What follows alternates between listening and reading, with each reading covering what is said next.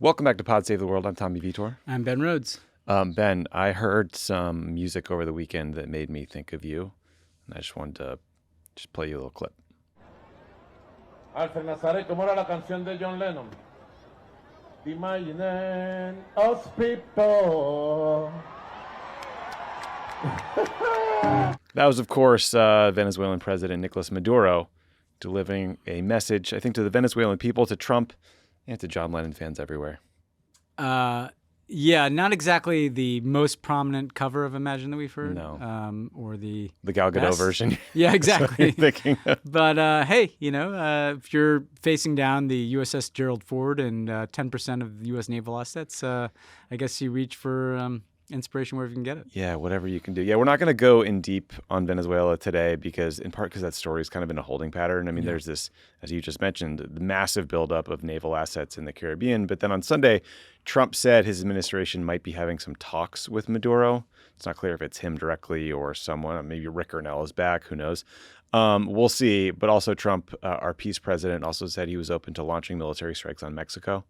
So... You don't need an aircraft carrier to blow up speedboats in the Caribbean, that's for sure. No. So we'll see what that's for. Or 15,000 U.S. servicemen who are just sitting in the region. Maybe you'll get a twist. Maybe we'll invade Chile or something. I mean, it could be like spinning one of those wheels like on my kids' board games. Yeah. What are the Falklands up to? Trump likes the 80s. Maybe we'll give him back to Argentina now that Milei's our guy down there. Oh, maybe we'll stick it to Keir Starmer and give the Falklands, Maldives, whatever, there is an island chain he chooses. There was a weird thing I saw on Twitter. I forget which good journalist retweeted this. I apologize. So the State Department says they intend to designate a group called Cartel de los Soles as a foreign terrorist organization led by Maduro. That goes into effect on November 24th. I guess the question is whether that then becomes the justification for a strike on Venezuela proper. Certainly feels quite possible, but they've yet to tell us what their objectives are. Us, Congress, anybody. Is it regime change? Is it the $1 trillion of oil underneath the ground? Is it something else that we're missing here? Did you see it doesn't seem to be drug trafficking. Did you see the report in the Journal that said that fentanyl might count as a chemical weapon? And that was part of the justification potentially. Yeah, but we're not invading China, right? Where the fentanyl comes from, or Mexico, So. Anyway, or that we know of. So that's a story we're not covering, but boy, keep an eye on that one. So, all right, we got a great show for you guys today, though. I thought you were going to play some Patriots theme song or something. No. But that game was a while ago, no surprise to the Jets. The Thursday night game, yeah. I honestly didn't even watch it. I had plans that night. You don't have to watch your team play the Jets because you already know the outcome. I was also getting texts from you being like, this offense is an abomination. Yes. Like that. So that's all you needed to know. Yeah, tough game. We got a great show, though. We're going to start, we're going to cover Saudi Prince Mohammed bin Salman's visit to Washington this week. We'll tell you what the Saudis want, what the U.S. wants, what Trump wants, and if any of it benefits us, the citizens of this country. We're also going to tell you about a very Swiss tale about U.S. government corruption, what we learned from a bunch of recent reports and profiles of FBI Director Kash Patel, our best friend. We'll talk about the ways the Jeffrey Epstein scandal has gone international and has impacted foreign governments. There's a scary report about AI and the future of hacking that we really should talk about more, but it's our government does nothing about it. And then we're going to explain why the former prime minister of Bangladesh just got the death penalty. We'll talk about a corruption scandal that has engulfed President Zelensky and the Ukrainian government, and then what a new documentary tells us about Adolf Hitler's junk. His package. Yes. His pee-pee. This is why you come to Pod Save the World. So we can curate these things for you. That's exactly right. And then, Ben, you did our interview today. What are folks going to hear? It's about a different documentary. Atul Gawande, who was the assistant USAID administrator for global health, but is also just a leading public intellectual writer, thinker. He's produced a new documentary for The New Yorker called Ravina's Choice, and he also wrote an article about it in a recent issue that focuses on the impact of USAID's dismantlement through the story of like one woman and like a terrible choice she has to make around nutrition for her child. But more broadly, we talk about what the impact has been of USAID being dismantled, how it's not like a light switch that you can turn back on because of the complex distribution networks and strategies of USAID, what the impact has been on a human level, what it will be going forward, the need to kind of bear witness, which is what this documentary does, but also like how it's changing or not changing perceptions of the U.S. around the world and what we can do about it. So we need to stay on top of this story, and bear witness, and Atul's as good a person to talk to as anybody. Yeah, he really is. I mean, I read the New Yorker story. I've not seen the documentary yet. I think it's pretty short, though. It's like 26 minutes. 22 minutes. 22 minutes, yeah. So it's definitely worth your time. Worth everybody's time. I'll definitely watch that. And, every time I saw Elon Musk get in a fight with someone on Twitter the other day who thought it was gross that Elon's new pay package could make him a trillionaire. Yes. And he was lashing out and being defensive. And every time I see that, I get mad all over again at the harm he did to millions of people all around the world. And the complete lack of any self-reflection that has followed that decision. Yes, or accountability. Yes. Also, finally, at the end of the show, our friends of the Pod subscribers will hear Ben and I answer some questions from the Pod Save the World Discord community. So join up if you want to hear that, or if you want to fire some questions at us. We love to hear from you. We love it. We also did a whole subscription show called Inside 2025, where we told stories basically about being drunk on foreign trips. Yeah, Inside 2025 did not focus that much on 2025. No. But there were some good stories along the way. It was us revisiting back in the day. Yes. All right. So, big story this week is Mohammed bin Salman's kind of quasi-state visit in Washington. So, it's Saudi Crown Prince Mohammed bin Salman, or MBS for short. It's technically not a state visit because MBS's dad is the head of state, but Trump is rolling out the red carpet. There's a black tie dinner. By the way, when's the last time you saw that guy? King Salman? Yeah. Yes, what's he doing? Just sitting in a not much room? Yeah. Surprised. Well, there's some health issues there. Yeah, big time. I'm surprised MBS hasn't, grabbed a very expensive pillow. And yeah, he doesn't need to. Yeah, he doesn't need to. Getting cheered in the studio here. Okay, so Trump. There's lots of meetings. There's the red carpet. There's all this stuff. So MBS this is his first visit to Washington since 2018. Listeners from back then might remember that was the 2018 visit was like literally 3 weeks long. MBS, he went to D.C., he saw Trump, he got coffee with Mayor Bloomberg in New York, he went to Boston and hung out at MIT with some robots, he went to Silicon Valley and saw the tech CEOs like Tim Cook and Jeff Bezos and the Google guys, and he was feted in Hollywood. Yeah, he came here.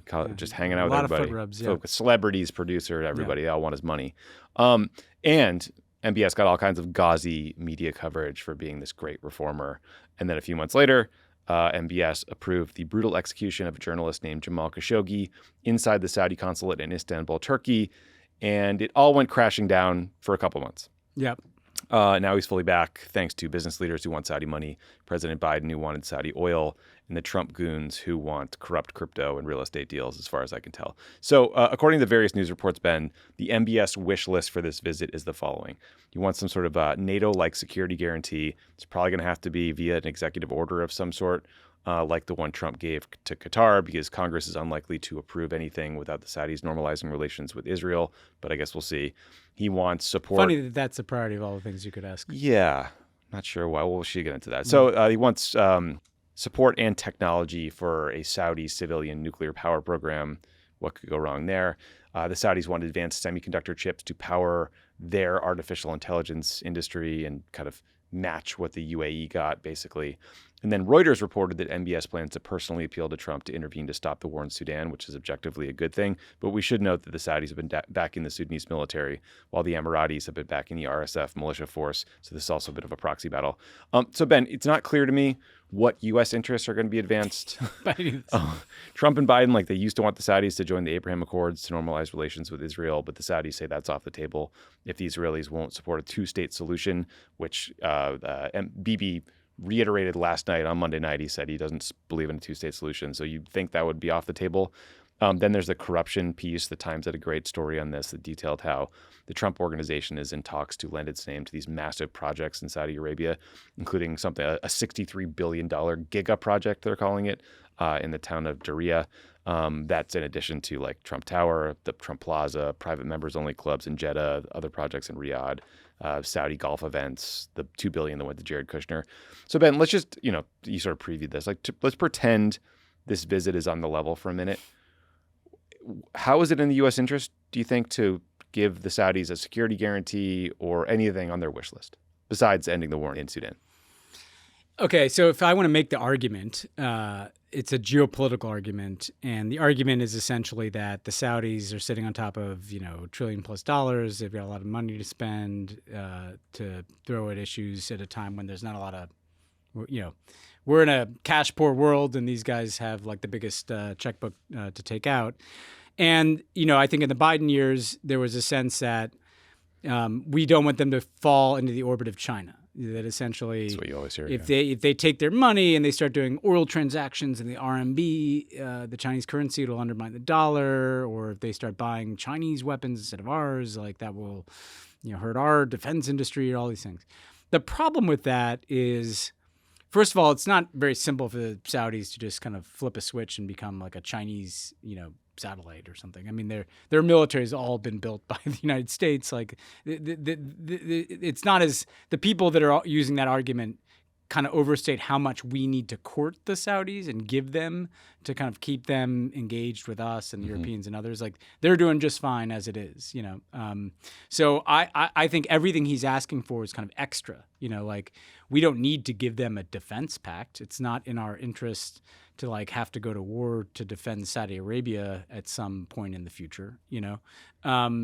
We don't need to give them a nuclear program, which is something that they're also asking for.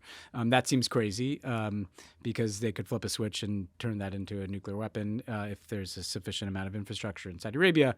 The AI, the argument you get there is the same one as, well, they might buy Chinese chips if they don't buy American chips and that kind of thing.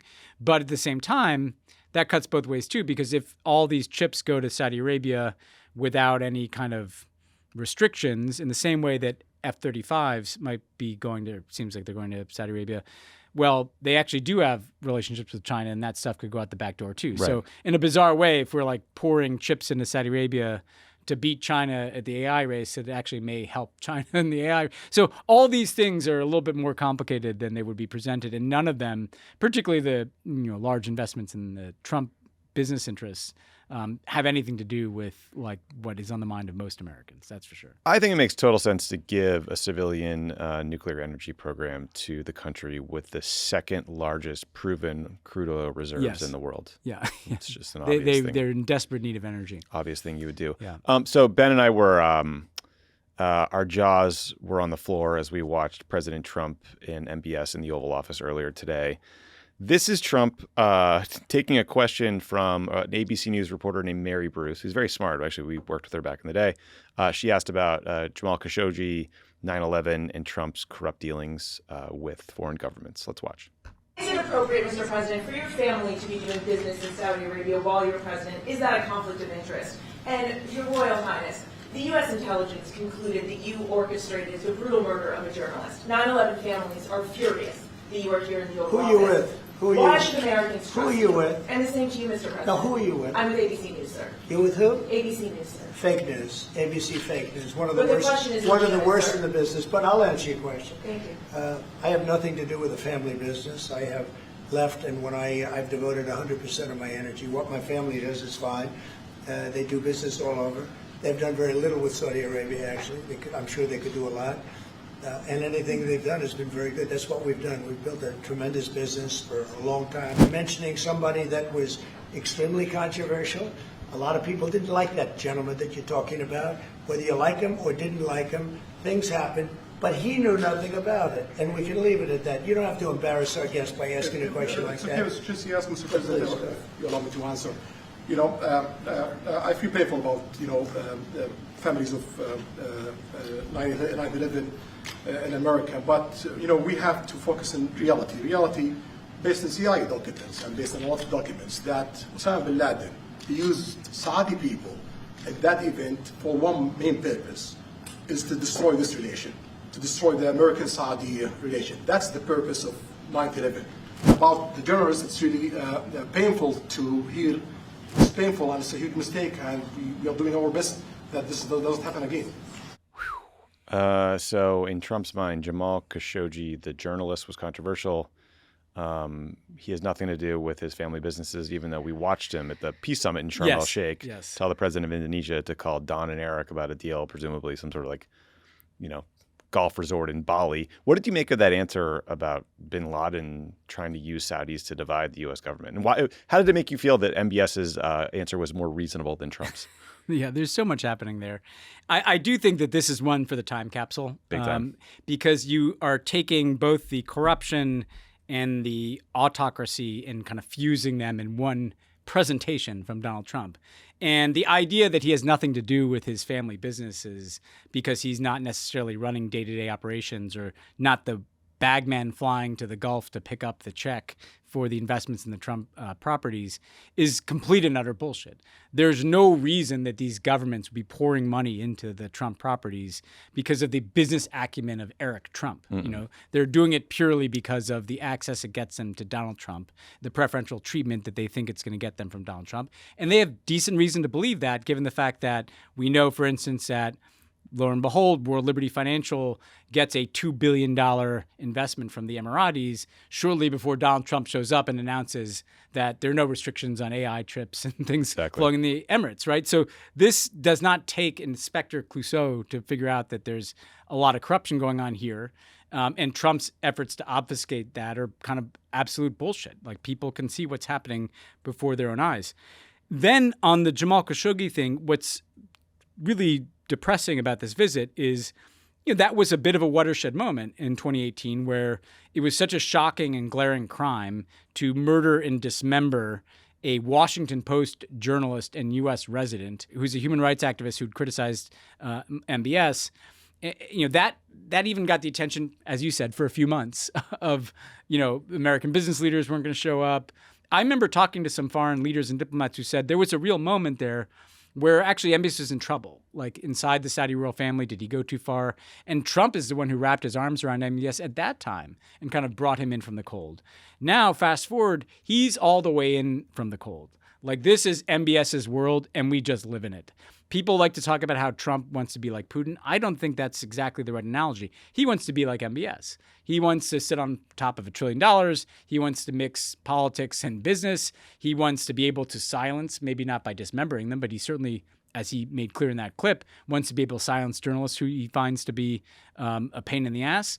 And look, you're right. MBS seemed like more reasonable. MBS, the person that our intelligence community says supervised the chopping up of a journalist, seemed more reasonable and less offended by not even a tough question, an obvious question that would be asked, than Donald Trump. You know, who, like, we can't, you know, get comfortable with the fact that he just literally said a journalist who was killed for doing his job was like a difficult guy. Yeah. And people didn't like. First of all, it's not true. I don't remember like some chorus of people that were like, Jamal Khashoggi's an asshole. He was viewed as a guy who deeply loved Saudi Arabia, but was concerned about like the treatment of civilians by the monarchy. And the silencing of dissent and the kind of cult of personality around MBS. So, yeah, I mean, and the 9/11 stuff is just, you know, they don't want the conversation to be about what bin Laden's ties might have been to Saudi intelligence or what Saudi money. I mean, I'll tell you a story. Like, I went on the Axe Files, now defunct podcast by. Is it defunct? Oh, it ran its course. That's right. But great podcast in 2016. And Axe asked me about this Saudi relationship, and I said something about them financing, you know, Wahhabi madrasas, and, you know, essentially, frankly, in coordination with the U.S., was supporting the Mujahideen in Afghanistan. They were spreading this kind of pretty strict form of Islam, and that was kind of part of the incubator for what became the Al-Qaeda and the Taliban. And we went to Saudi Arabia after that, and I was told by John Kerry and Rob Malley, who's at the time, like, you MBS is really mad about this interview you gave to David Axelrod. And it's the first time I realized that gets your desk, I was like a podcast. I didn't know anybody listened to podcasts. Yeah, MBS, buddy. You got better things to watch and listen to, pal. But so point is that they are very sensitive about this issue, and they redirect it to, is he wrong? And he's not wrong. Like, I'm sure bin Laden wanted to break up the U.S.-Saudi relationship.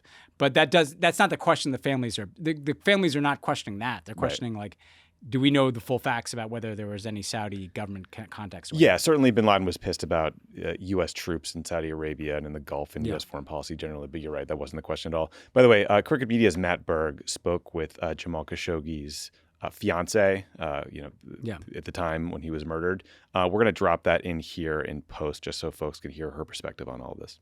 I got very strange feeling. This all came up. And it digging more in my pain, in my wound, because I feel, there is a focus for his visit for some deals and this, and Jamal being forgotten. He did take a responsibility in 60 Minutes interview in 2019, but nothing happened after this.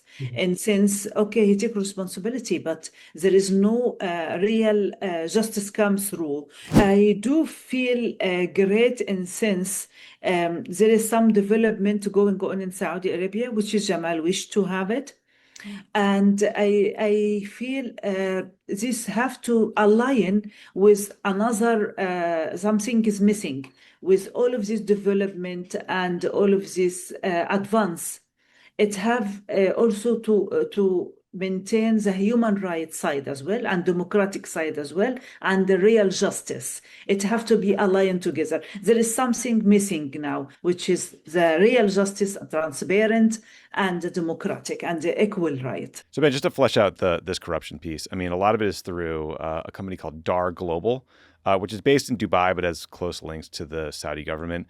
And Dar Global seems to have helped Trump just license his name to all these Gulf countries' properties like Saudi, Qatar, Oman, the UAE.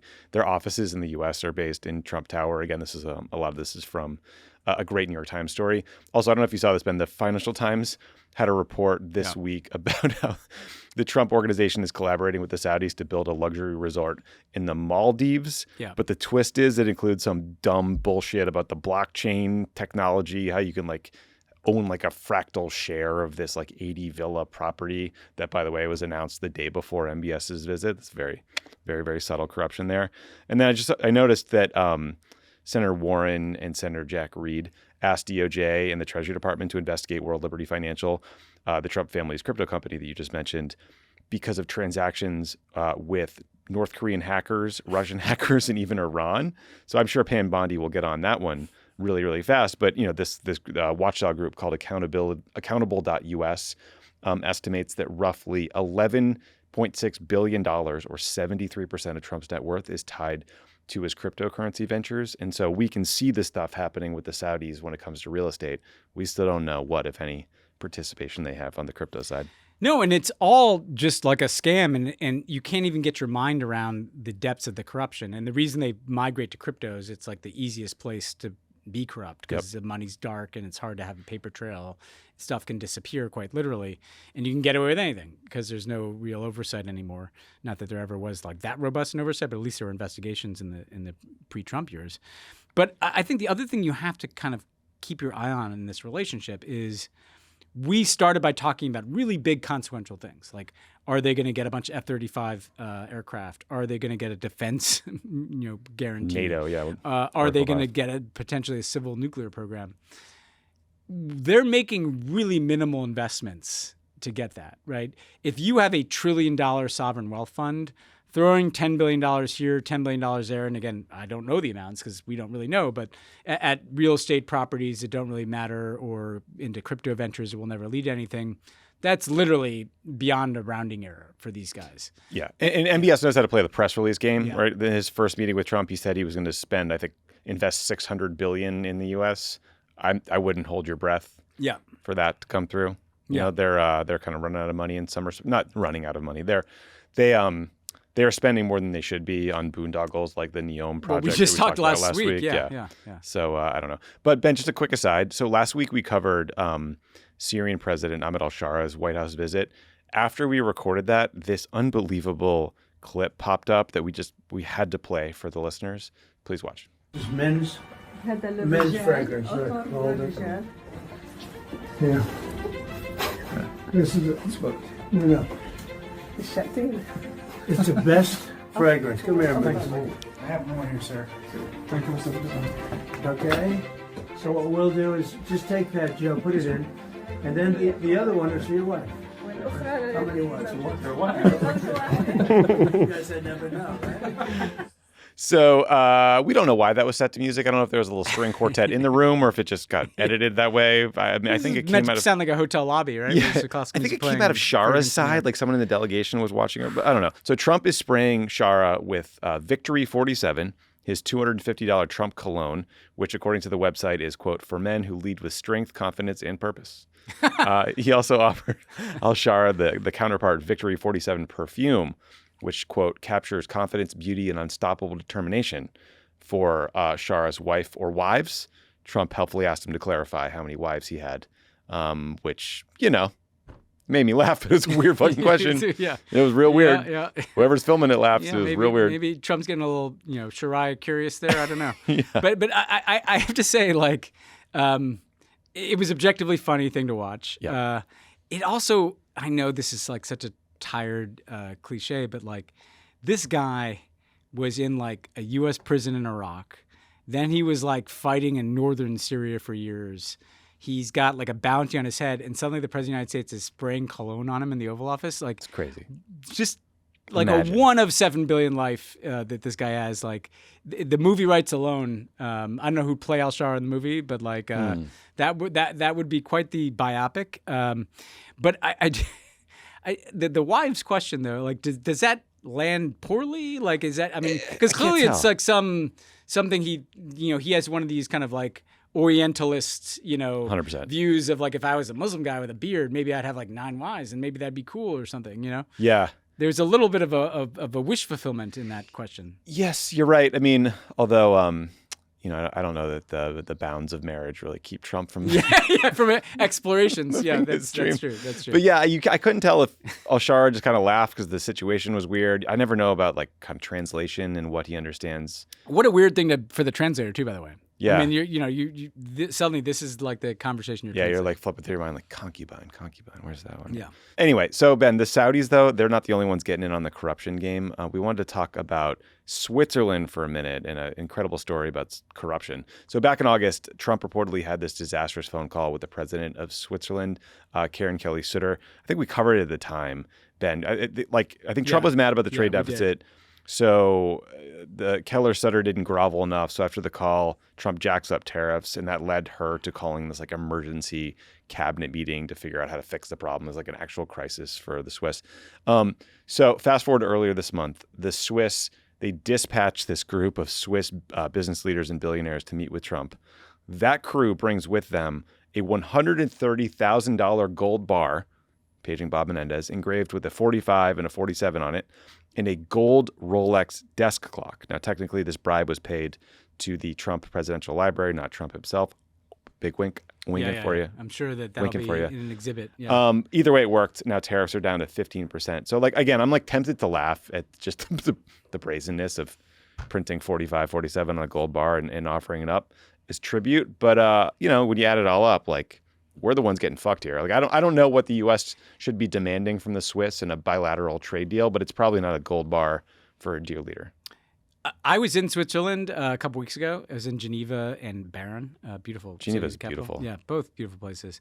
And the tariff thing was all anybody was talking about. Really? It was 39% tariff, and everybody's like, the Swiss are very reasonable, so they're like asking me, why this number? Why 39%? Don't you know that we are, net importer of services from your country? like you just add this trade deficit thing up, and people are like yelling at me about. You're like, well, sir, Kevin Hassett tariffed an island full of sheep in like the South Pacific. So no. So they were taking it very literally, but clearly they arrived at a different kind of strategy. And to your point, I mean, this is the crassest form of corruption. This is like medieval shit where there's like a king of like with a bigger army that you have to show up literally with like a gold brick. I mean, they probably just had to like go into some castle and dust off the playbook from like the 15th century. Yeah. Like how do you deal with like a bad tariff duty? Because there's nothing subtle about a couple gold bars and a gold Rolex clock. And there's certainly nothing in that for US taxpayers. And again, I desperately want people to bookmark this. All of the people that like to sane-wash Trump or like to, I've had at some of my speaking engagements, people be like, well, isn't it time that we had an economic strategy to stand up for manufacturing in this country? If this was truly some theory of the case about reversing the iniquities of globalization through the use of tariffs, you wouldn't be relinquishing tariffs on Switzerland in exchange for gold bars. No. This is not a strategy for anything other than enriching and empowering Trump. The Swiss are dusting off the playbook for like the Burgundian Wars from the 1470s. Oh, good reference. Yeah, thank you. I Googled quickly. Yeah, it's insane. It's so insulting. It makes us look like just the most easy marks, two-bit dictators. But anyway. All right, Ben, so switching gears here. In the last couple of weeks, there's been a lot of really interesting reporting on FBI Director Kash Patel, who, according to one report in the Minnesota Star Tribune, is referred to as, quote, a giant douche canoe by a top aide to Stephen Miller. So point for Stephen Miller here. But let's tick through some of the things we learned about Director Canoe from these articles. It was the Wall Street Journal did a great one. The New Yorker had a long piece the other day. And we'll kind of learn about some of the many controversies that are swirling around Kash Patel and the FBI right now. So the first is Kash Patel's use of the FBI's private jets. We've discussed this on previous episodes. Back in the day, Kash viciously attacked then FBI Director Christopher Wray for using the FBI's planes for personal travel. Now Kash does the same thing all the time. He flies to Nashville to visit his 26-year-old quote-unquote country music sensation girlfriend, Alexis Wilkins.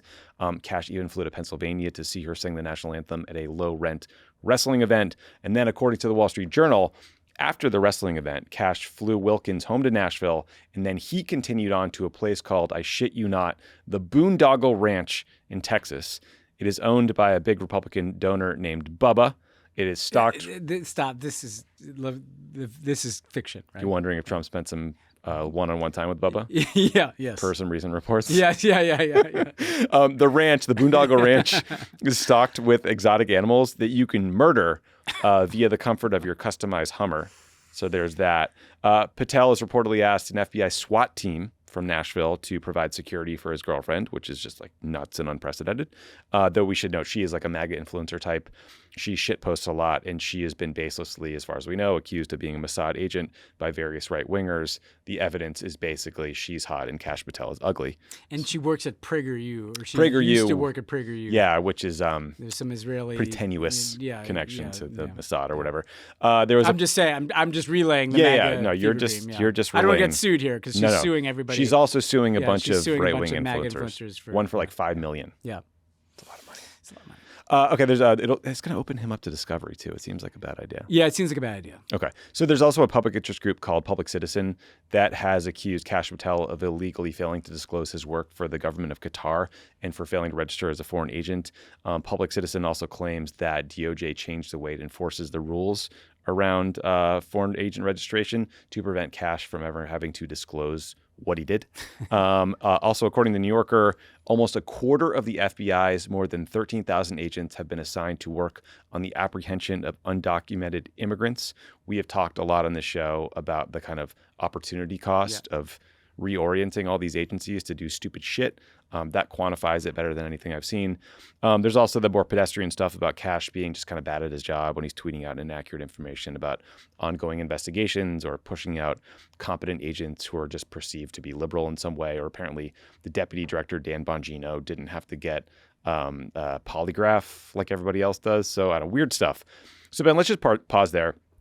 I do just want to, like we've talked about the flight stuff, I do just want to harp on it for 1 second because I do think it speaks to a mentality within this organization. Because Kash's defenders will say, look, by law, he has to fly on an FBI plane because he needs to secure comms. But like, what makes me so mad about this is when you sign up to be a top national security official, you're like, I would say implicitly, but really explicitly agreeing to make that job your entire life through the duration of the time you have it. You know what I mean? Like CIA director, FBI director, national security advisor, like Homeland Security advisor. Those people are not going to fucking ranches for the weekend to hunt big game. Like we worked with John Brennan when he was Obama's, counterterrorism advisor and Homeland Security advisor at the White House before he went over to the CIA. John had his knee replaced and then showed up for work the next day. It might have been a hip. I can't remember. It was one or the other. It was one of the two, but it was fucking weird. Yeah. Yeah, he was at work the next day with a big cut and a brand new knee. Hopefully a little Percocet or something. No, John, probably not. But probably not. Probably just fucking just white knuckling it. But like you got Kash Patel is flying to the ranches for the weekend. He's going to hockey games with Wayne Gretzky. He's flying to UFC events. Like that's not the job. You sit in the fucking skiff and you try to stop bad guys. That's your whole life. Yeah. Until you quit. Yeah. The plane is not intended to like support the lifestyle of a MAGA influencer, which is essentially what he's living with these kind of random weekends. There are also other resources too. Did you see that she's getting now like security from like FBI like SWAT team. SWAT teams, literally. And he keeps redirecting it, even when he was attacked mainly by MAGA people, as well as like a few libs like us who are not He's really afraid mad of- at the right yeah. wing, though. But he took umbrage by saying what a great American patriot his girlfriend was. Like, people are not attacking your girlfriend, bro. Like, people are attacking you for being corrupt and incompetent and a little fucking weird. Okay. And so he's just redirecting, the security for her and all this stuff. But the reality about a guy like Kash Patel that I find interesting is, look, it's going to do a lot of damage in the short term. I mean, you mentioned that one story. The Times did a big deep dive on the DHS gaps that are being left by this focus on immigration enforcement that included areas like child protection and cracking down on child sex trafficking and pornography, like another thing that they just seem to be going pretty light on over at the FBI these days. But the reality is, in addition to being kind of this, I mean, he's not even like one of these guys that's like going to go back to being a rich guy. Like, Kash Patel's future is as like a post-MAGA influencer. 100%. So go back to he's actually podcasting. got some problems. Like, Kash is like taking on some water here because he's going to have to go back to like podcasting and YouTuber. And, I don't know how long the girlfriend's going to stick around when he doesn't have the private plane anymore. So he's kind of hanging on by a thread here. But the thing that bothers me whenever these kind of stories come up is, and we can tie together the MBS thing into this all. Do you ever feel, Tommy, like we are now like citizens of universe that is a fantasy camp for the worst fucking people in the world? The biggest so losers, like yeah. Kash Patel's like living fantasy camp, right? He's got his like 26-year-old girlfriend. He's flying down to the Boondoggle Ranch and he's going to UFC fights. MBS is coming here and saying like, you get $1 trillion, and he walks away with everything he wants. Eric Trump's vacuuming him up billions of dollars in like crypto investments. And what are we doing here? We're just literally like extras in the movie of their fantasy camp. I'm getting a little tired of it. It sucks. And then like the damage is being done left and right. I mean, Kash Patel was angry and embarrassed by reporting about his use of the FBI jet. So he like in a fit of pique fired a guy who was like in charge of the aviation program. That dude was also in charge of hostage rescues and child abduction cases. Like, okay, well, I'd rather keep that guy around. I mean, to your point about him returning to be a podcaster, I think it was the New Yorker story noted that his podcast back in the day was produced by the Epic Times, the Falun Gong connected Chinese thing. Yeah. There was a former senior White House official from like Trump 1.0 who was asked about Kash Patel in New Yorker, and they said Kash was seen as lazy and had no significant achievements during his time. And then just on your fantasy camp point, it is worth noting that he's just a fucking dork. Yeah. He's a huge dork and a loser. I guess that's how I feel better about it, is because I don't even know that guy knows how to have like a great time at the Boondoggle Ranch, like he's just such a weird, he looks so uncomfortable in his skin, you know? And that's actually like what we have going on these guys is like some of them, like Steve Miller, literally look like they're being eaten from within by an organism of like hatred. Some of them, like Kash Patel, just look like deeply uncomfortable. They know like they're not. They're standing there like with their arms rigid and like weird looks on their face, right? And then some like Trump are just like, whatever, what the fuck? Like, I'm just can't believe I, get to do this every day, right? But I will say, and we don't do this that much anymore because we're 10 years into this Trump decade. But man, the people that like to lecture us on like law enforcement and like the sanctity of law enforcement, and you must honor the police. It is so fucking disrespectful to law enforcement in this country to have this guy running it. Yes. He's a clown. And I mean, this just advice to Democrats who are being called soft on crime. Like, you might point out that like putting Kash Patel in charge of the FBI to fly a jet around to see his girlfriend perform at like wrestling matches is not exactly a tough on crime. Put a photo of him in your wallet and bust it out any one time someone yells at you to back the blue. Yeah. Also, to my friend Charlie Kirk, rest now, brother. We have the watch, and I'll see you in Valhalla. That's what he said at the press conference. I'm still trying to make good like sense of that one. That is the most try hard shit I've ever heard in my life. You're not a Viking, sir. Also, he gives out these challenge coins.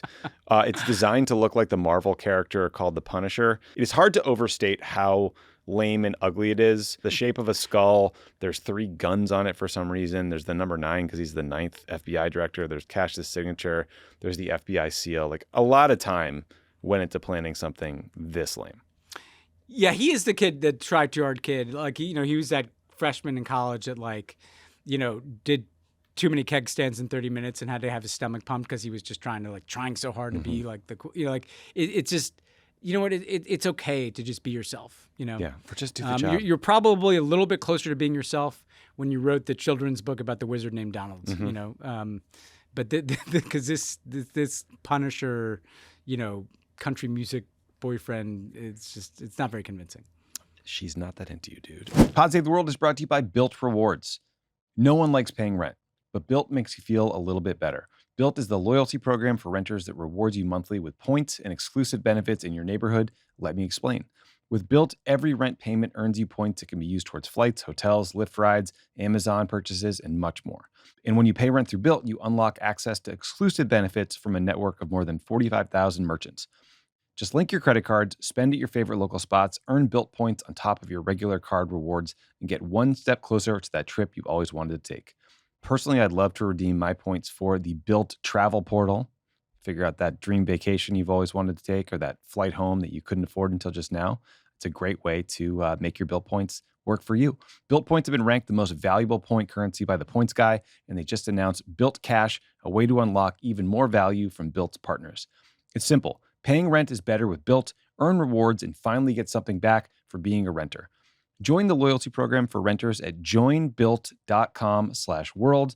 That's joinbilt.com/world. Make sure you use our URL so they know we sent you. Pod Save the World is brought to you by Soul.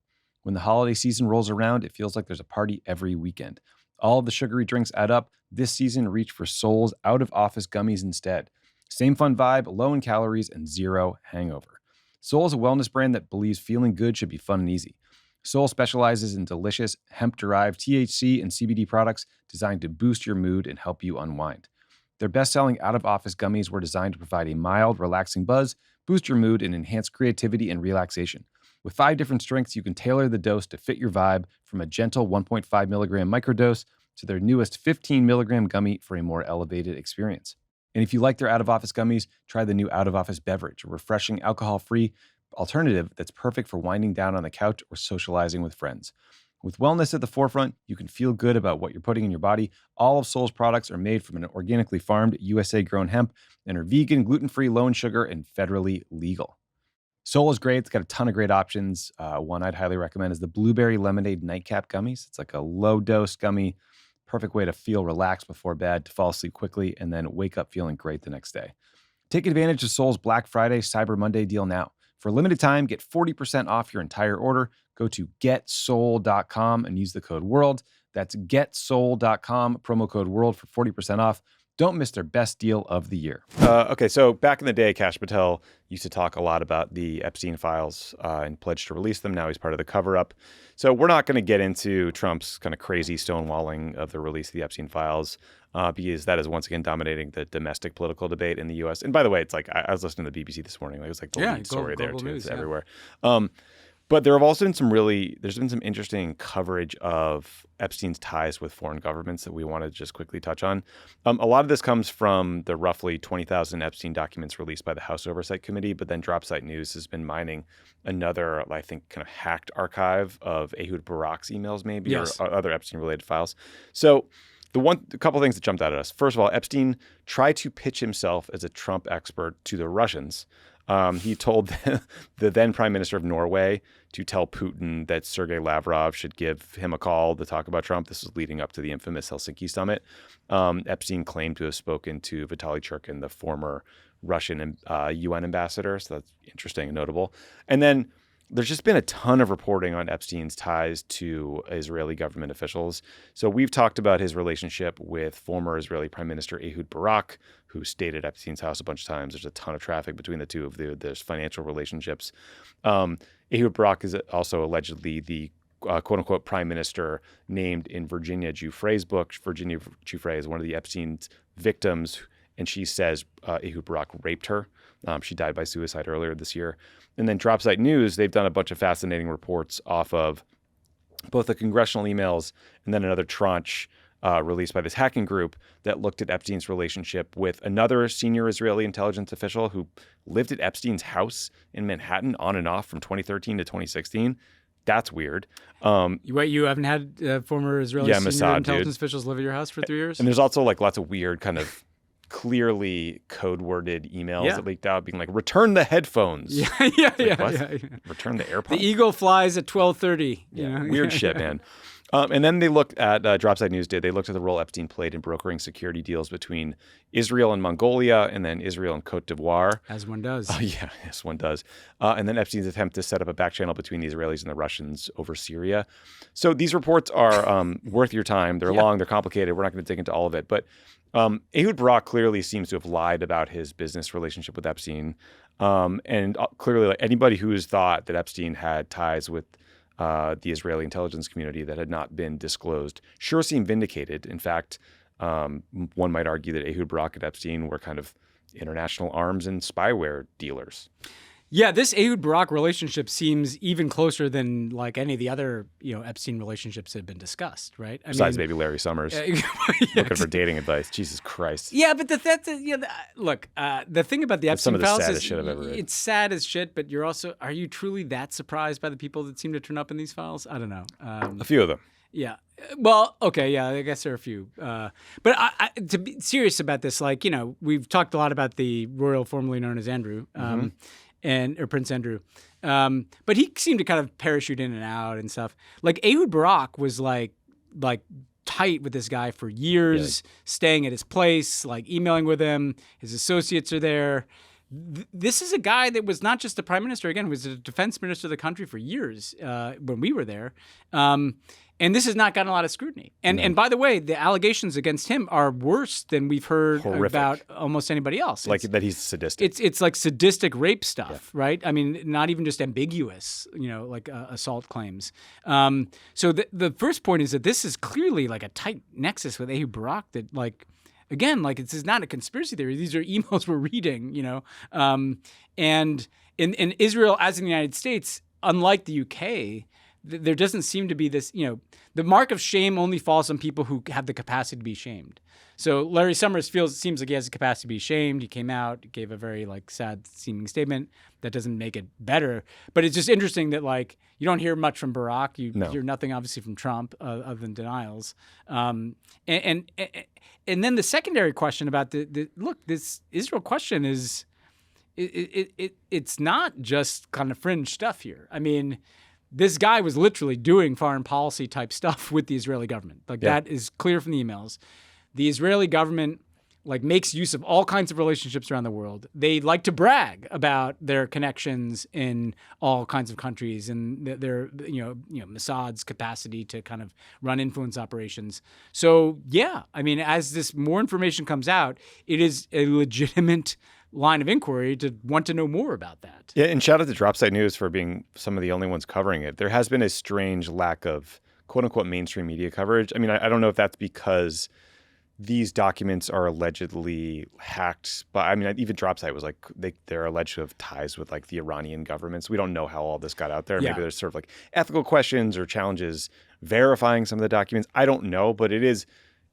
The lack of coverage is surprising. And look, the thing I'd say is yes, people don't want to kind of jump all the way to the worst kinds of conspiracy theories that exist in the world, which are anti-Semitic conspiracy theories. Or what we have to recognize, though, is that there's something in between saying there's nothing to see here, so we won't even look, and then saying you're Candace Owens and that this entire thing was a creation of the Israeli government, right? There's a huge gray space in between those two things. And it's pretty obvious that Epstein was somewhere in that gray space. Right. And so is Ehud Barak. And so is Ehud Barak. And so is this random dude that lived with Epstein. Yeah. And so is the question of why Jeffrey Epstein is involved.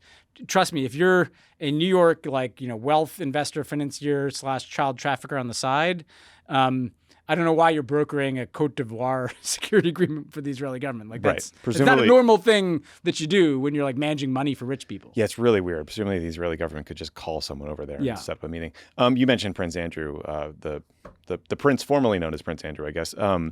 We've covered, his scandals. We've covered the king recently, stripping him of various titles and kicking him out of one palatial manor and into another, basically.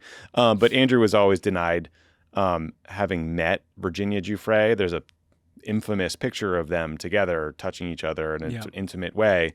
Not intimate. Well, like he's kind of holding each other's waist. Yeah, it's gross. Yeah, given she was like 17. He said it was doctored. Well, in this latest tranche of emails that was released, there's a message from Jeffrey Epstein to his former publicist saying, yes, Andrew met Virginia Giuffre and they took a photo together. So no surprise, Prince Andrew is a fucking liar. That guy's not only a liar, he's like a terrible liar. Terrible liar, terrible person. He's like frantically lying while like resigning things. I mean, he doesn't give off "I'm innocent" vibes. No. Let's just say that. No, he does not. Mr. Mountbatten now, I think, right? Right. Yeah, he has a new name. Yeah.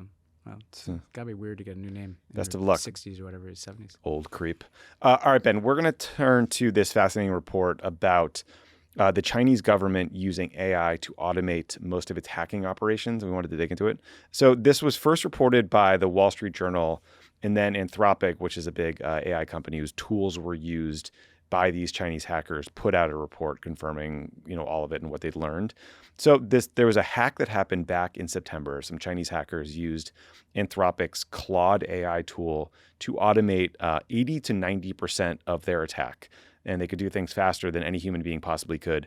And they were able to basically start these hacks and then only sporadically intervene, only have like human decision making at a couple key decision points, like should we continue, should we stop, things like that. So the specifics of this hack were pretty limited. Like Anthropic said they detected about 30 targets. The execution wasn't perfect. So like the AI hallucinated some, login and password stuff and messed up a few times. But going forward, if other hackers or other, state-backed entities are able to get around safeguards that are put in place by AI companies like Anthropic and then use those tools as publicly available tools to hack other targets, like the volume of hacking that happens in the world could just go up like exponentially. And so that is a scary prospect, and like the defensive side never keeps up with the offensive operations. And so Crooked Media's Matt Berg actually caught up with Senator Chris Murphy on Tuesday to talk about this issue and the total failure by Washington to regulate AI systems. And he had sort of an interesting observation about the way industry is trying to avoid regulation. Let's listen. There's a lot of power in the AI lobby. The industry uses China as a red herring, right? They tell us that, well, if you regulate us at all, even lightly, China will gain an advantage and ultimately control the global AI industry.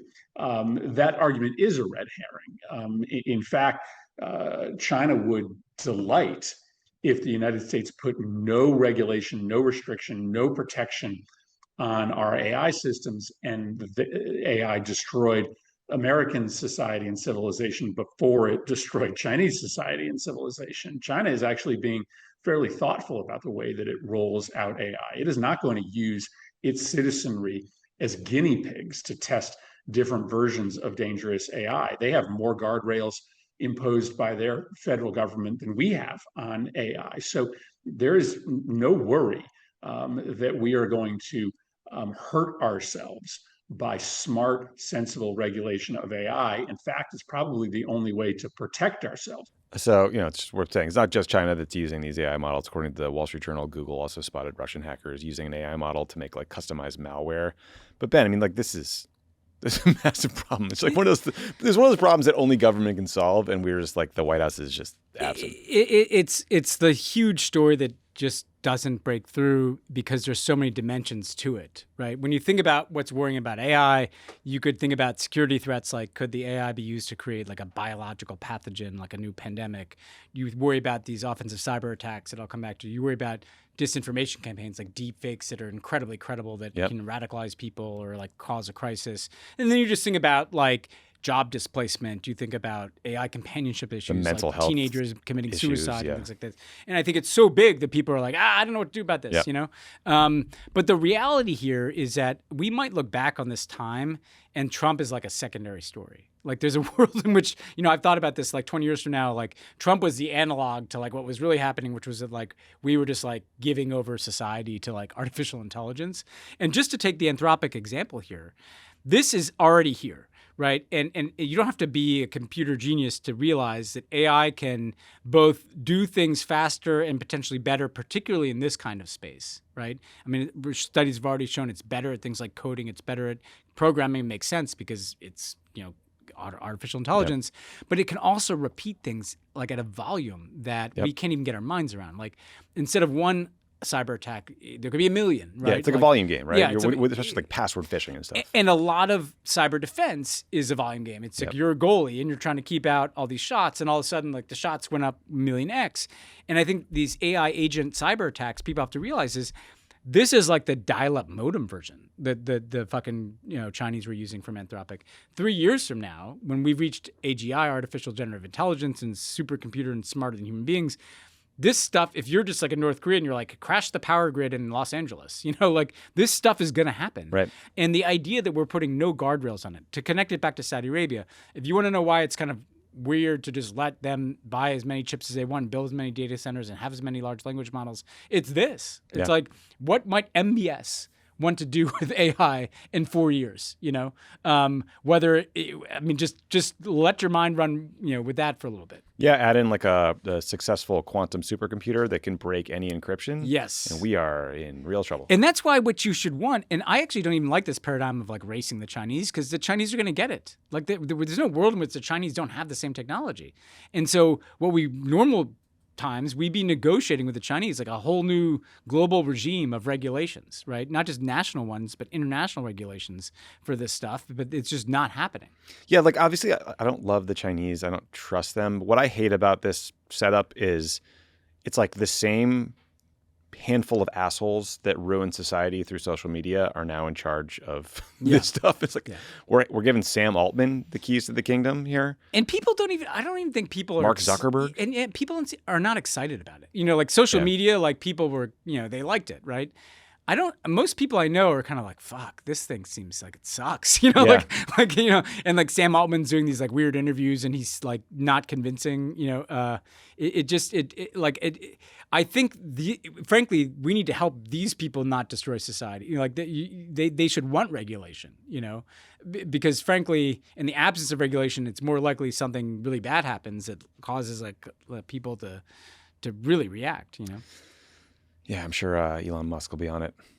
He'll be really thoughtful. And well, that's the thing. You're counting on like, it's tough when you're counting on like Elon to self-regulate. I remember the point of this when he was like seen as like the canary in the coal mine, telling the truth about AI and like sounding the alarm. And now he's just racing to try to beat everybody too. He's just a rapacious capitalist with a weird, at times Nazi. And people have to realize that the goal of Elon is not to have Grok answer your weird queries on X about like, did this person really like, shoot their dog or something? I mean, it's this next level. It's domination, it's AGI, and it's also displacing like as many workers as humanly possible at Tesla factories with robots. So. Yeah, just like is already happening at Amazon. Great future we got here. All right, we're going to take a big swerve here, Ben, and talk about Bangladesh. I don't think we've talked about Bangladesh. Actually, we probably talked about it last summer. Oh, we did? In detail. Yeah, so last summer there was a huge protest movement and then a violent crackdown on these student protesters that killed at least 1,400 people. So the protest kicked off when the Supreme Court of Bangladesh reinstated a rule that set aside 30% of civil service jobs for the descendants of fighters in the Bangladesh Liberation War against Pakistan back in 1971. Before that war, Bangladesh was known as East Pakistan, and then there was this Liberation War. But like so many of these protests that we've covered on the show, the kind of quota ruling was the tipping point that got people into the streets, where they expressed longstanding anger about corruption, lack of economic opportunity, and a broken political system, an increasingly authoritarian political system. So the prime minister at the time, Sheikh Hasina, called the protesters traitors, and then she authorized the military to shoot them on sight for breaking whatever rule.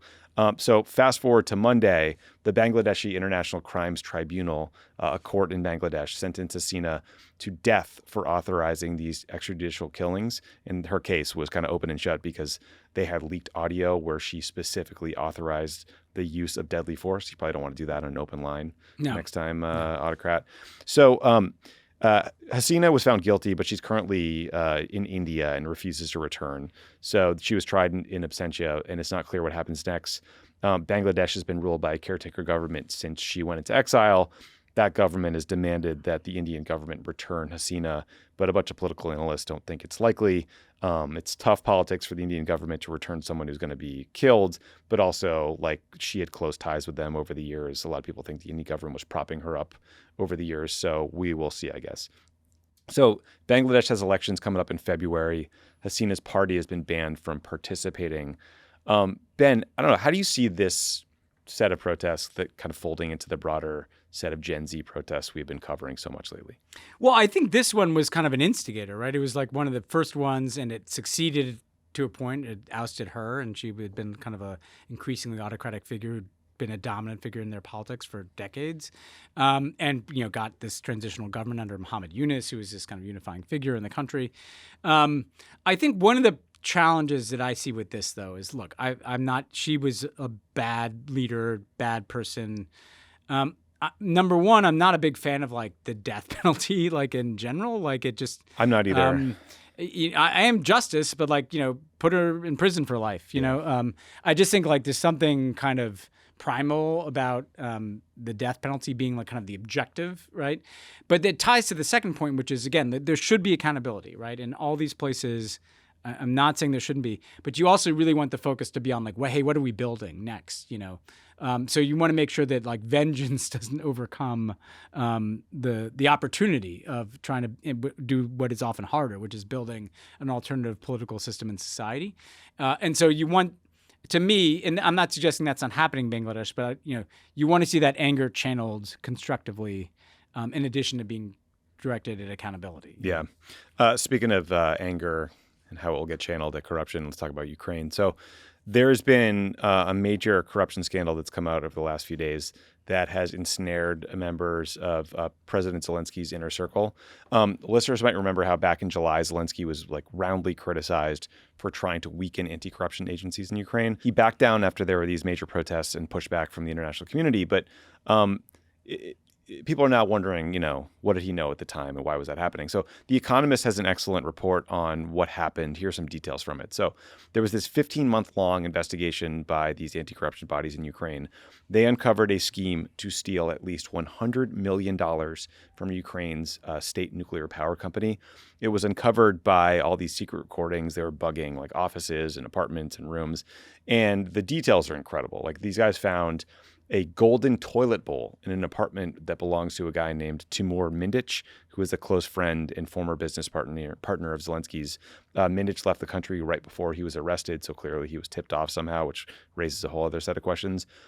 This, again, is verbatim from The Economist. Quote, "At one point in the transcripts, one of the accused complains about back pain from lugging heavy bags of cash around Kyiv." It's tough. That's how much they were stealing.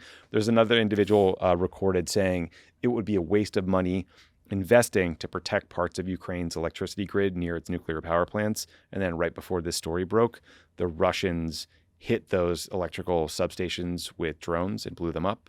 And so the conspirators seem to have figured out they were getting busted sometime in July. They started harassing the various members of the anti-corruption bodies. Again, that is when Zelensky's office and political party started trying to take control of the anti-corruption agency's independence, which is very bad timing. Like yes. I've not seen an explanation for that. Not seen an explanation for that. I've also not seen like a non-political actor say that Zelensky was be in on the scheme yes. or even aware of it. But there's a lot of questions being asked here because his current energy and justice ministers are among the alleged conspirators, along with a former deputy prime minister. And a lot of the money seems to have been stolen and taken over to Russia. There are also, I think, some evidence that this broader scheme started before the Zelensky administration came to be. Zelensky has called on two of the ministers to resign. He's announced sanctions on Mindich, who escaped the country. So, Ben, this is really bad. It already has enraged Ukrainians who can barely heat or light their homes. And then they're reading about $100 million being pilfered. And these guys like scoffing at the idea of protecting, energy infrastructure from Russian drones. It's also going to infuriate Ukraine's international supporters who are like, why the fuck would I give these guys money if it's going to get siphoned off like that? How much damage do you think is done? And like, what are the odds you think that Zelensky can fix it? I mean, I think it does a lot of damage because, look, Ukraine has always had a lot of corruption. A lot of the systems that were built there in the post-Soviet years, and frankly, some probably go back to the Soviet years, were kind of these, everybody gets to take something off the top and you grease something by paying off a politician. But, Zelensky actually came to office as this kind of anti-corruption reformer type candidate, right, this outsider. And I think what the reminder is, look, you're right, there's no evidence or nobody's said that Zelensky was personally involved in this. Frankly, he's said and done the right things since this kind of came to light, at least recently. At the same time, though, it's a warning that just because you might like Zelensky and the way he's led the country, that doesn't mean that underneath him there couldn't be huge fucking problems, and that he might not know about, right? But that the warning sign is this. Ukraine has drifted a bit to being like not a one-party state, but like Zelensky and his party have kind of been dominating things. And when that happens, that's when this kind of shit happens. Yep. Even if the leader might be okay, if there's a sense of impunity and there's a sense that there's not like guardrails, like, you get bad apples in any party and this kind of shit happens. And it's especially dangerous for Ukraine because, number one, it could endanger that support. Who wants to be, supporting a country to hundreds of millions or billions of dollars from Europe or the United States and then learn that some guys are like lugging that around in bags that were hurting their backs, literally. And also, like, you don't want to become, the victory that Ukraine could win, we know, is not like reclaiming every ounce of territory and like vanquishing Russia on the battlefield. The victory is that they can emerge as a democratic society, which is how this all started, that could be a member of the European Union. Well, none of those things can happen if you're corrupt either. You're not going to join the EU. So they have an extra responsibility to get this in order and to not get lazy and frankly, to take democracy seriously, because ultimately that's the prize that they have to win here. Yeah, it's a very big deal. I think I think the Economist story on this reported that the next part of the government that they're going to look at, the anti-corruption body is going to look at, is the defense industry. Yeah. And, there's some sense that like Zelensky's better let that happen. Yeah. And even if it sort of leads to him losing some top allies again, because it's sort of a question between cutting off a limb or letting the entire body get sick. Yeah, exactly. We'll see what he chooses. So I think I stole that from The Economist, or someone quoted in it. Two more things before we're done, before we get to Ben's interview. So we just want to keep highlighting what's happening in Sudan. So we've covered the civil war there. It's been raging since 2023. And more recently, there has been the capture of the city of El Fasher by this group called the RSF, the militia force, that is backed by the UAE and that is fighting the Sudanese military as part of the civil war. They are just accused of unspeakable atrocities in the Darfur region of Sudan. So we reached back out to our friends at the Norwegian Refugee Council, who are working in a city called Tawila, helping people who escaped El Fasher, get services. So this is a clip from Noah Taylor, who's the head of operations for NRC Sudan. When I arrived here again a few days ago, what struck me was as I crested this hill driving into the town, and what was burgeoning as a small makeshift camp back in June has now exploded into this sprawling mega city of a settlement with multiple sections and new arrivals still pouring in daily. I spent time with some families who had recently arrived, including a man who was reunited with his wife who'd been separated from for 9 months. He walked on foot with the crutches from El Fasher with a wound in his leg. It had taken him 18 days to travel some 60 kilometers from El Fasher to Tawila, dodging checkpoints, moving at night, moving in small groups to try to avoid those who would seek to extort him, those who'd seek to accuse him of being a soldier or intelligence, all to reunite. And unfortunately, this story is one of the happy ones. The ones that aren't are the people who sit and look out towards El Fasher daily, waiting for any sign that their loved ones could possibly still be making that journey. I've worked in displacement camps and sites like this my entire career, and I've never seen anything like this before. Marco Rubio called the Emirati foreign minister last week. Hopefully Sudan was on the agenda, but we don't know that's the case. We also saw that, we talked earlier about how Mohammed bin Salman apparently came to the Oval Office today with a request that Trump help end the war in Sudan. So maybe Trump will take that seriously, but mostly it seems like they just don't care. Yeah. The only other thing I'd say that's interesting is that MBS, Mohammed bin Zayed is the leader of the UAE, MBS and MBZ used to be super tight, and they seem to have kind of drifted apart, shall we say, and this is one of the reasons why. But yeah, as we talked about, absent some pressure on the Emirates and others who are kind of financing this stuff, like it's going to be really hard to stop. Yeah. Final story, Ben. So we're going to try to put the dick in dictator, or measure it at least. Channel 4 News over in the UK, they produced a documentary called Hitler's DNA, Blueprint of a Dictator. They analyzed a swatch of bloody fabric from the couch Hitler killed himself on. And they confirmed the blood was his, and they proceeded to start testing his DNA for like everything possible. A couple of conclusions. One, Hitler did not have Jewish ancestry, despite longstanding rumors that he may have. Two, Hitler most likely had something called Kalman syndrome, which is a rare genetic disorder that can mess with sexual development during puberty. Kalman syndrome can lead to undescended testicles, and in 10% of the case, a micropenis. This tracks with an exam from a stint in Landsberg prison where doctors noted an undescended right testicle. So interesting. And one can only hope that those scientists who cloned Tom Brady's dog stay the fuck away from that swatch of fabric. So what you're saying is he had one undropped testicle and a micropenis. Sounds like that could have been the case. I mean, it would, look, famously, Hitler made sure that they really burned his body thoroughly, right? And the thought was that he didn't want to get paraded through the streets like Mussolini. But maybe it was this. I mean, maybe a tiny parade. It was just a very tiny little coffin, tiny little secret that he was carrying around his whole life, right? Yeah. I also love, by the way, Channel 4 doing this, and the Brits have been dunking, and as they should. They've been dunking on Hitler. I love that they're still dunking on the guy. Nobody deserves it more. Biggest creep in human history. We should have stories about his micropenis on a regular basis. It is remarkable documentary. Yeah. I don't know how you pull something like that. It takes a lot of patience too, to just get on that.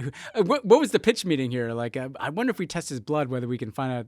Yeah, I think it took a long ass time, and I think there was the Guardian had a good write up on it. It was like they tried to get a sample of blood from some modern descendant of Hitler, and it's like they understandably weren't particularly interested in that publicity. It's like, no shit. Yeah. But anyway, I've not seen this documentary. I think it's out now, so maybe I'll give it a watch. Okay, we're going to take a quick break, but when we come back, you're going to hear Ben's conversation with Atul Gawande about the impact of USAID getting doged by Elon Musk and Donald Trump and a bunch of other assholes. So stick around for that. We're going to take a quick break, but before we do, I wanted to let you know that the holidays are here. Ben? Happy holidays. I guess we're having those this year. Now is the perfect time. If you're looking to get something, go to the Crooked Store and snag gifts for your favorite activists and friends of the pod. We have everything from conversation-starting stocking stuffers to cozy sweatshirts that you'll be wearing all winter. We should make a Pod Save the World chew toy for dogs. Yeah. We'll definitely have conversation starters. It's a brainstorm. The last day to purchase to ensure you get your order by Christmas is December 11th for domestic consumption and December 7th for international shipping. So order soon. Go to crooked.com/store to shop. This episode is sponsored by BetterHelp. The holidays can be a blast, but also can be challenging for people too. And it's important to look for help if you're struggling. This November, BetterHelp is encouraging everyone to reach out, check in on friends, reconnect with loved ones, and remind people in your life that you're there. And if you could use a little extra support this season, BetterHelp is there for you. BetterHelp therapists work according to a strict code of conduct and are fully licensed in the U.S.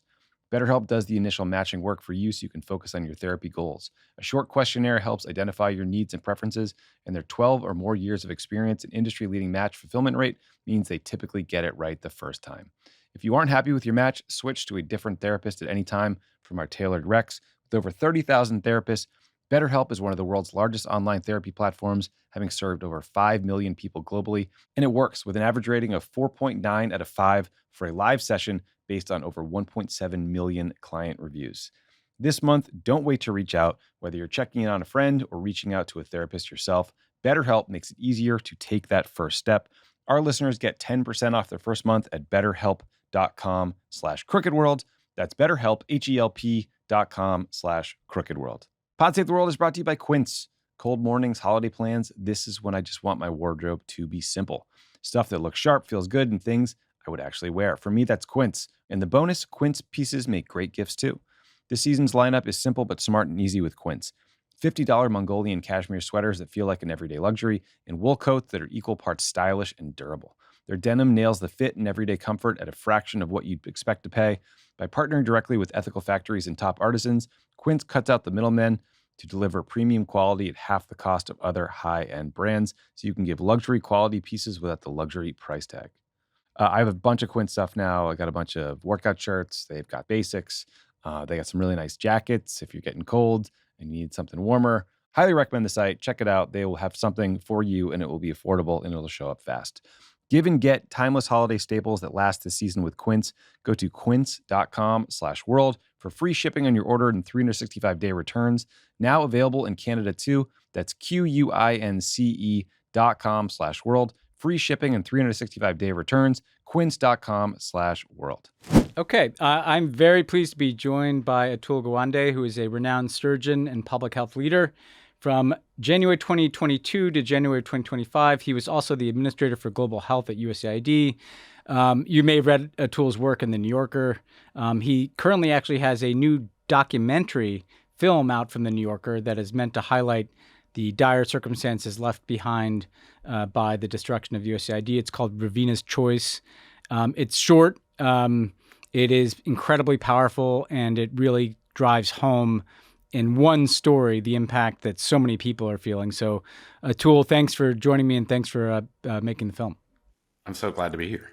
Let's just start with kind of the big picture of what's happened, because there's a lot of attention for 2 weeks when you had 25-year-olds going through and firing people, and then of course it's the Trump era, so the camera kind of moves on to other things, and people kind of memory hole what's happened. But obviously the impacts of USAID's closure are being felt intensely around the world. And there's some estimates that show that as many as 600,000 people have already died this year because of the shutdown, including 2/3 of whom are children. Those are staggering numbers. But you're kind of warning that could just be the beginning. Just put people a little bit inside the scale of what's happening.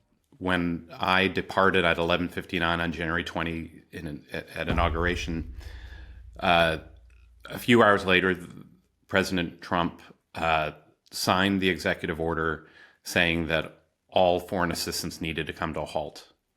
By that weekend, half of the global health staff was being let go because they were contractors and their contracts came to an end.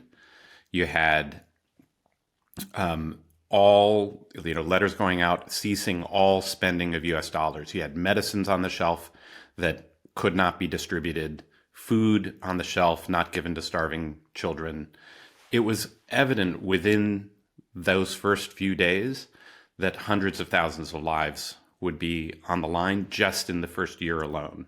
But there was zero curiosity, zero interest in how to mitigate that suffering. And instead, what was a pause turned into a complete shutdown of USAID. So the staff were purged. The 83% of the programs were terminated. The institution was dismantled. And what remaining programs there were transferred to the State Department, and the funds were impounded. Now that meant everything from global surveillance for bird flu that was being done in 49 countries was shut down. HIV meds halted. There are programs that are running, so things aren't at zero. The estimates that have been made have taken a fairly conservative view. The reason I went to the field and wanted to see it on the ground and brought a film team with me that followed me as I went was because we're not going to have the actual numbers immediately, right? That the mortality estimates for 2025 will be released in 2027. The data monitoring that would tell you, well, here's what services are working or aren't working, that set of funding was stopped by the administration. They also fired the inspectors general, who would be doing audits and heading into the field and seeing what happened. And so the result is you don't see what is happening. And then the deaths don't occur like they do in a war with everybody in one location.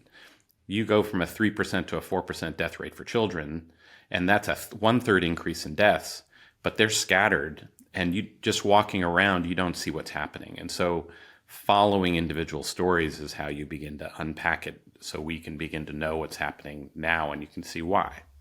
Yeah. So sometimes people are overwhelmed by statistics, and a single story can drive home what's happening in a more relatable or recognizable way.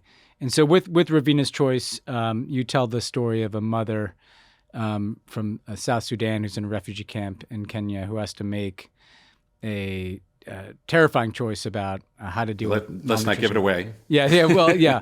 But I wanted to ask you, you could have picked so many stories. Why this one, and why does it uniquely kind of capture, maybe not uniquely, but why this one, and why does it capture what so many people are facing around the world because of the USAID closure? Yeah, so a couple of reasons. I mean, I've went into the field fairly early and have pulled together a team that includes people who are embedded, people from Kenya, a Kenyan journalist, a refugee who's helping support the film team and do filming on an ongoing way, all of those things. And everywhere you're seeing these terrible cases. We met a family who lost their 18-year-old daughter to pregnancy. Lost her life because the monitoring that was there for her preeclampsia, was taken away, and she ended up having a seizure and dying. Right, story after story that you could tell. I was in primary healthcare centers. I was in Nairobi advanced HIV facility, and everywhere you could see what's happening. I was particularly concerned about malnutrition, however, and it's partly because Ravina tells a story that most people don't know about, that you just think malnutrition is like, we just need to give people food, and that's the problem. 20 years ago, a child with severe acute malnutrition would come to a hospital, and they'd have a 20% chance of death at that point. And we learned how to move the care and the detection into the community. You have community health workers simply going and measuring the height and weight of children once a month, and having some basic recipe for saying, if this child is not gaining their weight or actually losing, here is now a therapeutic food specially formulated to recover this child. Manufactured, actually, invented and manufactured in the US. It's sometimes called plumpy nut, a peanut paste that can rescue children. And they got to 85% of the children with severe acute malnutrition and treat them in the home. And then the complications would come to the hospital instead of waiting for people to come in. And the result was dropping the death rate in Kenya to under 1%. That has been responsible for a big part of the reduction by half in child deaths that occurred during the last 2 decades. So I wanted to see, what is the state of that system? I had worked on making that system work. And what Ravina shows as she tries to navigate the system with a sick child who's also got starvation, that system, every part of it is broken. The community health workers who do those measurements, 2/3 are laid off. The food aid that can support people is down to only 40%, was at the time 40% of calories for the day, which meant just a single meal available to children and as well as adults. So, and then their treatments in the facility, were pulled away. So, we've found the way to make it so severe malnutrition, you don't have to die. And then we pulled that treatment away. Yeah, and I want to ask a question about the system, because I think it's really important for people to realize that this is not even just a dollar question, right? Because some people may hear this and think, well, why can't someone else pick up the tab for these things? first of all, that's not happening. We've actually seen the European Union cut their own development budgets too. But even if it were somehow possible to find some other money, I think people don't understand. It's not just a sense that what USAID was like some dollars flowing out. Or even just some medicines or some peanut paste. It's who's paying the community health workers. How does that supply chain managed? I was trying to explain on the podcast the other day that it's in a place like Sudan, it's how do you get the things there? And there's logistics points and there's contracts with people who can move certain things around. And so if you remove USAID, talk a little bit about the system that is being removed on things like health and food support, and not just the kind of now there's less money being spent on it. This is such a great core point you're making. One way we save lives is, yes, putting medicines on the shelf and putting food distribution out and putting out the funds to organizations like the World Food Program and UNICEF and so on to do some of those things. And that's important. It rescues lives in the moment. But the biggest, most efficient part of the investment is the investment that identifies and helps patch holes that are making it so instead of 70% of people on HIV or with TB or with malnutrition getting what they need because stocks are out of supply, or there's a part of the system that's broken here and there. We were coming in and helping provide technical assistance that could identify, here is where the gaps are. We sometimes would provide capital to close the gap and then hand over the system. It might be fuel for motorcycle riders, making sure laboratory tests get to the places where they are. They can be run, and it can happen in under 24 hours, where it makes the difference instead of losing the time. And that expertise, most USAID staff were in the field. They were in the countries where they worked. They worked with their partners, and that might be in Ukraine we had 40 people, for example. You can't make the whole country run on 40 people. They had networks of civil society, of doctors and nurses, of people in the health ministry that could do the execution. And together you would partner around, hey, here's how you get the pharmacies back open again. When you're in Kenya, here is how you get vaccination rates that are at 60% to 90%. And that's what saves hundreds of thousands of lives and ultimately millions. So just, the last 20 years, the latest estimate is that USAID work saved 92 million lives. And those were the biggest parts of making that happen. It was ways that we kept scaling improvements in the system and accelerating making those things happen. So the obvious priority area of concern in what's happening is the lives that are being lost, or the lives that are not being made whole because of the absence of this assistance. I mean, there's research that suggests that this could, end up costing tens of millions, up to 22 million lives. But I also want to ask about, there was a secondary aspect to USAID, which was, it's founded by John F. Kennedy at the height of the Cold War, in part just so, if I could put it, crudely, people liked us more. Like we're battling for hearts and minds against the Soviet Union, and we're showing up as the good guys, trying to help countries solve problems and develop and deal with challenges.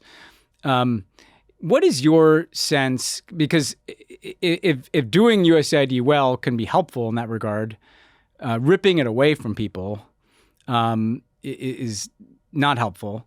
And they don't watch Fox News in Kenya, and they don't, have a steady diet of propaganda being fed to them about how great the president is. What is your sense of the impression that this has made on the people you've met with in Kenya and other places in the field, or people you talk to? How would you describe to Americans the impact this is having on the way that people around the world look at us? So a couple things. One, let me start with what inspired Kennedy was the Marshall Plan. Here was America coming out of a war. We were the victors. And instead of raping and pillaging the resources of the societies that we just defeated, as so often happens in war, we did the crazy thing of investing in Germany, in Japan, in Italy, and other countries whom we had just defeated. And that ended up producing much more prosperity for the United States as well as those countries, gave us peace and stability for going on a century. And so it had enormous value and self-interest for us, as well as benefit to humanity. And that is what has played out again and again in the USAID story. There is a dark side to the USAID story. There have been periods, and we're in one of them, where the criticism is that soft power stuff is just soft-headed. It doesn't do any good. Cooperation and work with partners to solve, big humanitarian problems. What's in it for the U.S.? We should be putting our objectives, our political and our military objectives first. And the humanitarian mission should be secondary to that. And we did that in Vietnam. We did it in Iraq. We did it in Afghanistan. And every time you gave it in the hands of contractors who ignored what, wanted to solve all the problems in 1 year or 2 years, had no long-term plan, no engagement with the country to solve together these problems. And the result was they were political failures. They were militarily a failure on top of being a humanitarian loss of life. And you're seeing that again now. So, we're not a reliable partner, is the way the other countries see us now. They see China as being more open and predictable in certain ways. I'd say there's, a mix of 3 different reactions that I hear. One group of people are just wistful. They remember when the U.S. was an important leader and would rally the world around, we have to stop HIV, we have to stop polio, we have to end famine. And we contributed enormously to make that happen. A second group are like, good riddance. You all were you were never a good country. We knew this was the real you the whole time, right? We've given fodder to those folks. And then most people are like, we survive. We survive. We got through, we had COVID, we had Hurricane Freddie in Southern Africa. We have had climate disasters of all kinds everywhere. This is another one. And they suffer, but we will survive. We will find a way through. It's a mix of all of those things happening, none of which are ones where anybody says, we see America as a force for good in the world, or a force that we want to support rather than resist and fight. Well, obviously, one last question I want to ask you is, the kind of people that will be watching Ravina's Choice, or hopefully the people that can be impacted by it, and think more and care more about what's happened to USAID, and again, encourage people to check it out from the New Yorker. But if people are thinking, well, what can we do about this going forward? Obviously, not much for the next couple of years, although I think people should, try to do more to support organizations that are meeting some of these challenges. But the opportunity may come someday where we can build a new development agency, right? Or at least reintroduce ourselves to the world as caring about these things that people need to survive. What would you tell people about how to think about what we could do differently in the future? Should we be thinking about, what would a new development agency look like? Should we be thinking about just different ways that America can show up in the world than not just the way we have under Trump, but the way we did in Iraq and Afghanistan? What would be your affirmative case for what we can do when we can remedy this? Well, first I would say, before I get to the affirmative case, we have an administration that denies any of this is happening. So it's absolutely critical that we bear witness and show the harm. And that harm, the indifference to health abroad and public health abroad is translating into indifference to public health at home. With the same HIV programs being shut down across the country, we abandoned all HIV vaccine work, research. We've we've decimated significant parts of the public health capacity in the country, as well as we almost cut SNAP, just like we cut global malnutrition assistance. 100%. See, it is the same thing being extended home. So all that said, I'd say the second thing is, USAID was built over 60 years and was on the one hand, it was 10,000 plus people deployed around the world. Those people had networks that reached the millions of people, so you could make a lot happen. It was our largest non-military force for operations in the world. Rebuilding it is going to be it's going to take decades to really rebuild that. And I do think we have to be building the case for recognizing this is an independent development agency function. It is not something that can sit, we have 3 pillars of foreign policy: development, defense, and diplomacy. And if you say, look, let the diplomats run the development process, diplomats work on a months to 1 or 2 year kind of objective level. And these objectives are ones that are 20 years in the making.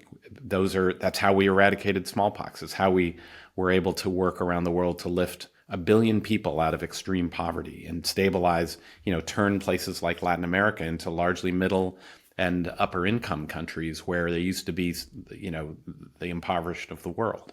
So we know we can do this, but it doesn't happen if you don't build that independent and longer casting capability. Yeah, no, that's a good good point. That there's no quick fixes to any of this. Well, again, everybody should check out the documentary Ravina's Choice. Continue to follow Atul Gawande's work in the New Yorker, and pay attention to this issue. We'll keep trying to do that over here too. Thanks so much for joining us.